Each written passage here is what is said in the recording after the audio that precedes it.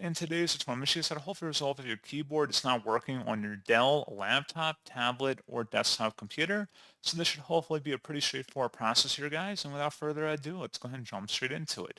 So if it's an external keyboard, I'd recommend trying to plug it into a different port on your computer, see if that resolves the problem, or plug it into a different computer altogether and see if it's just an issue with the keyboard itself. It may be time to go throw it out into the trash and go get a new one.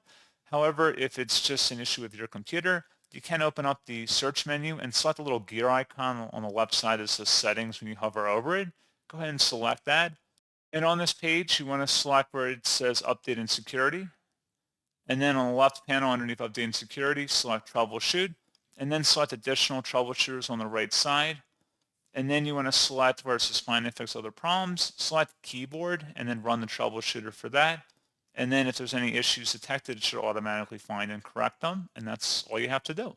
So as always, thank you for watching this brief tutorial. I do hope I was able to help you out, and I do look forward to catching you all in the next tutorial. Goodbye.